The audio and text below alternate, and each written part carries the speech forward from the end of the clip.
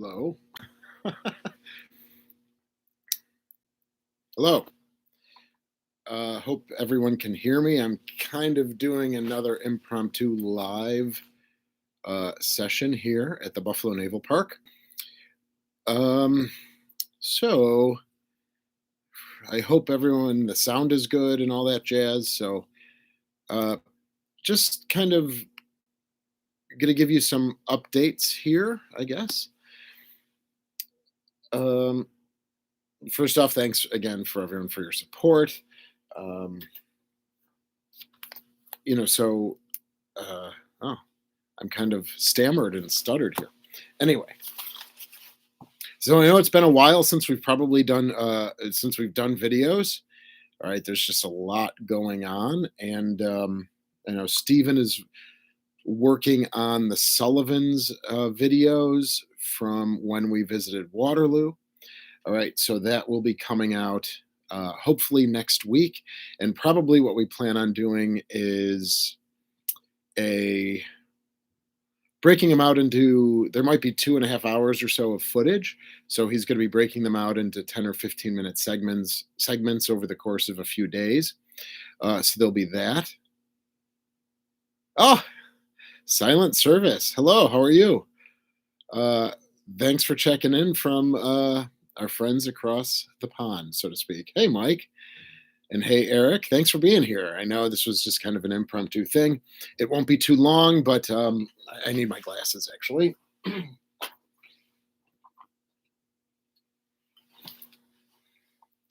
So, so as I said, right, all the videos from the Sullivan's visit to the Waterloo visit will be coming out. Hopefully next week. Steven's working on those.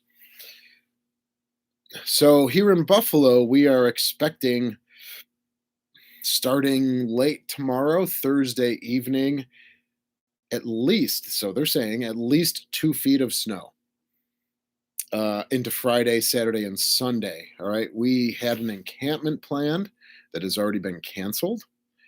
That was our last encampment of the year. And now the crew is, just last week we had 65, 70 degrees. And now the crew is really going gung ho to at least dewater the Little Rock. So that's Wednesday. Is they are working to dewater the ship very quickly because with the snow will come freezing temperatures, and we don't want any water, obviously, still in our system, our sewage system, moving forward. So that was more than likely the reason for canceling the encampment was because the water may freeze and we'll get burst pipes potentially. Hey everyone. Hi Cam. Hi Andy. Excellent. Silent service. I love it. Fletcher class is your favorite destroyer class. Can't agree more with you. Thank you for that. So I'll jump right into it. Hey Kirk. So talked about the Sullivan's videos. That should be out next week. A series of 5, hopefully 15 minutes long, that sort of thing. For the winterization of the ships, just talked about getting dewatering. All right, we actually did a dewatering video last year, so you can find that on our YouTube channel. We have received the dehumidifiers, the heaters, and the air blowers for the Sullivans for this year. All right, to kind of summarize again, they during the incident they found about 58 holes, along with the 4-foot gash that we think started the whole thing on the starboard in the forward engine room, and also there was a gash on the port side. So we've talked about all of that stuff. So those 2 large gashes have been cemented. Pardon me, cemented. All right, so that's not permanent, but that's temporary. And then we are going to be laying out those blowers, dehumidifiers, and heaters. All right, throughout the ship, probably of each. All right. And we want to keep the ambient temperature above 40 degrees, 42 degrees. And with that, we feel that if there is any water incursion, that it won't freeze. And emergency pumps are going to be in place as well from Bidco, that local marine company. And we've developed a a winter emergency plan with Bidco to say that if different scenarios play out, this is what's going to happen. These are the pieces of equipment that are needed, and this is the time frame that we would expect you to be here.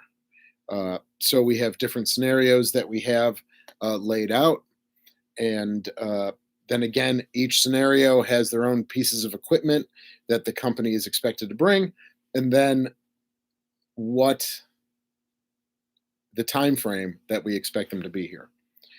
So that's kind of the winter. Oh, and bubblers too. Sorry, forgive me. Bubblers. So we're going to have at least 6 bubblers around the Sullivans to again keep that air water flow to prevent ice buildup.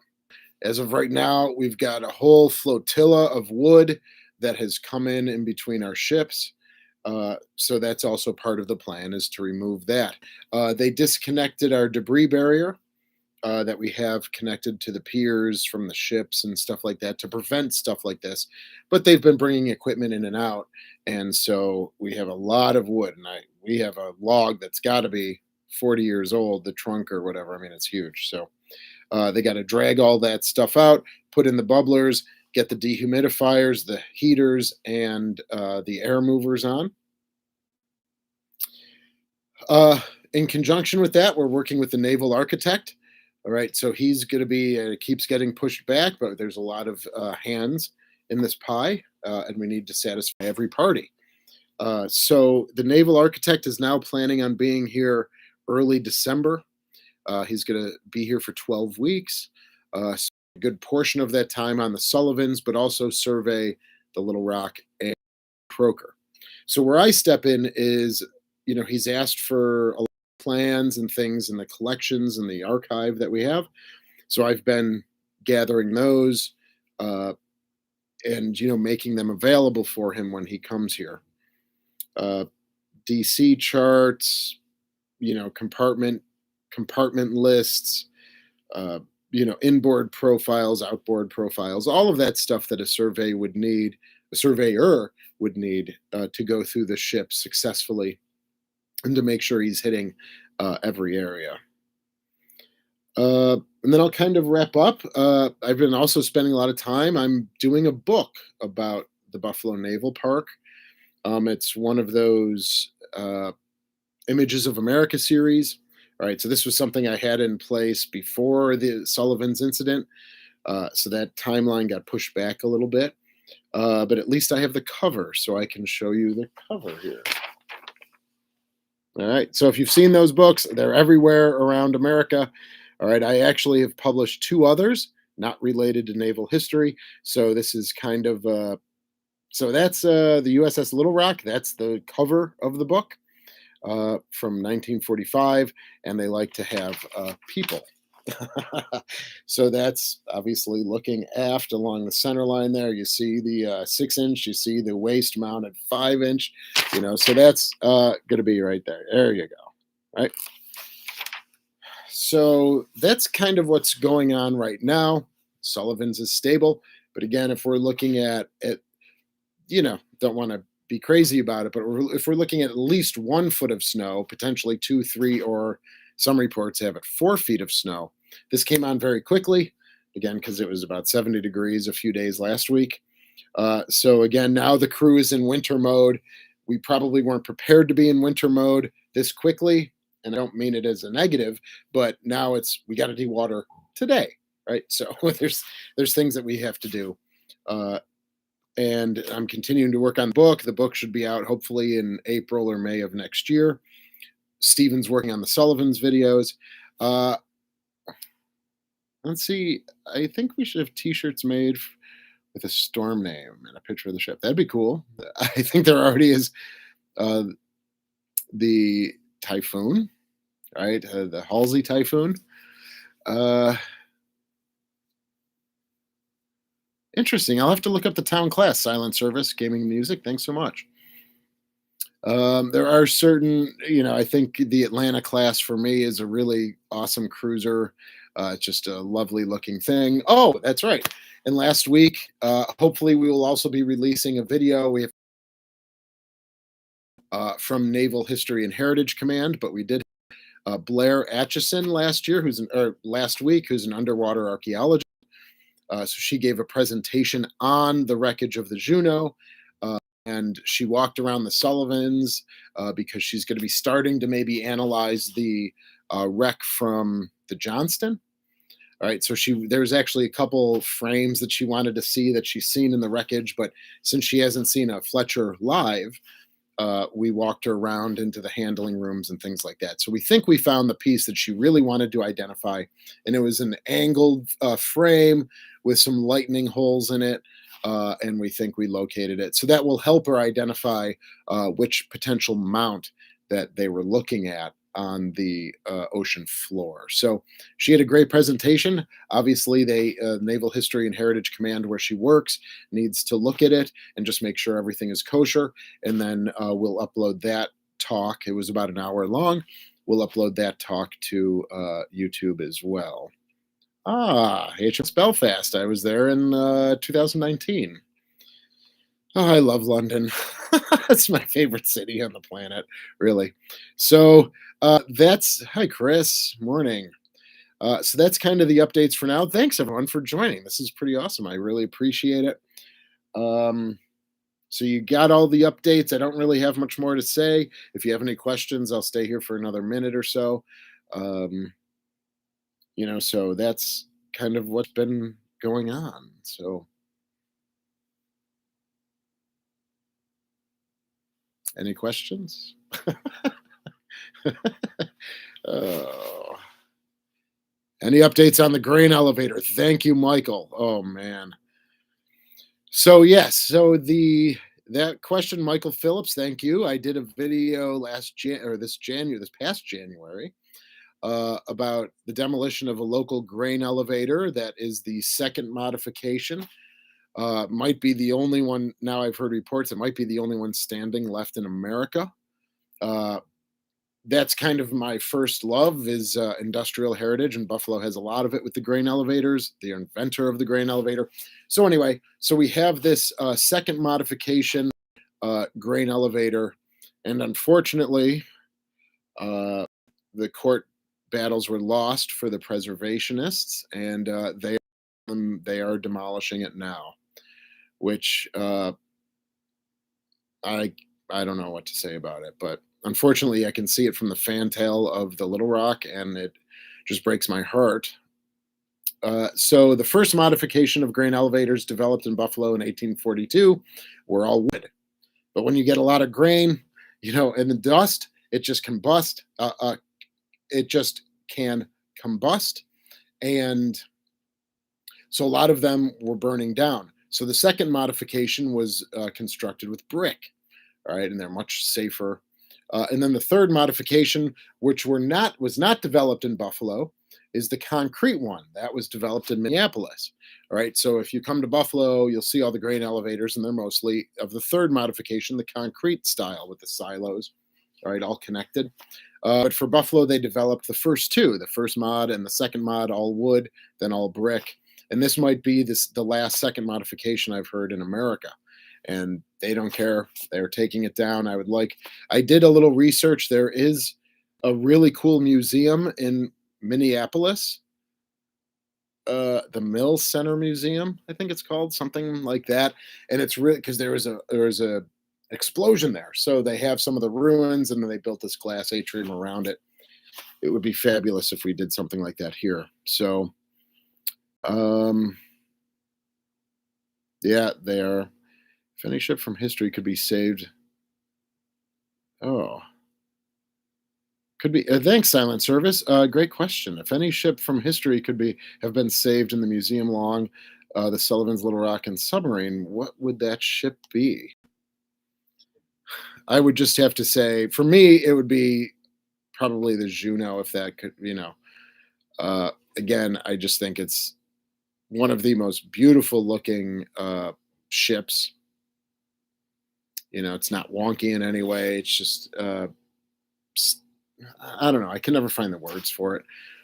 It's aesthetically pleasing. I would have loved to have seen an Atlanta class light cruiser anti-aircraft. So that's where I'm coming from. Uh, but I like some of the older cruisers, like the Fargo class too, or the ones created right after World War II. I think it'd be cool to see a Fargo class, and I don't know right off the bat if there's any around. But yeah, the Fargo class was pretty to me as well. Um, yeah, thank you, Cam. Uh, for Bob, okay, Bob, are there any videos or pictures of the tear in the hull of the Sullivans? I did do a video on YouTube. It's unfortunately like looking through the water. It was only about a foot and a half, 2 feet below the water line. So they concreted it and they put in a handle so that when we do go to dry dock, uh, they can remove it with the handle, all of that concrete. So I think it's called the first link in the chain video, and that's as close as we get to see it. But yeah, it's right in the near the, I think, frame 93 or 94, right in the forward engine room. And again, we had two. I've been giving a lot of presentations around Buffalo regarding the Sullivans and the sinking and where we're going and from here. So it's really focused me on the actual situation. So what happened was we had a seiche at night, and I was Stephen and I were still here because we did a live session that lifted up the boat or the ship. Sorry for you submariners out there. Uh, and when the water rushed out, she settled, and we think that she hit a boulder or the riverbed, creating that 4 foot gash. All right, now from the salvage companies, that's about 130,000 gallons of water coming in board an hour. All right, so now she's settling. If you're looking at her like this, this was, to me, this is starboard. She was settling down like that, and then she was beginning to slide down. All right, because of course, rivers kind of go like that, right? You know, and we're right against the pier. So she was settling and sliding down like your foot would on a muddy hill if you're walking parallel to the hill, not up it, and you're walking, so it's like that and like that, and your foot slips a little bit, right? So she settled a little bit. Then from a video that we have, a time lapse video, I noticed we had a second. So she was settled about 7, 8 o'clock in the morning. Then I noticed from this uh, police camera video that we had that we time lapsed, we got a second seiche that came in around 9 o'clock, 9:15. So she was settled. The seiche around that time lifted her up again and slid her further down the river bed.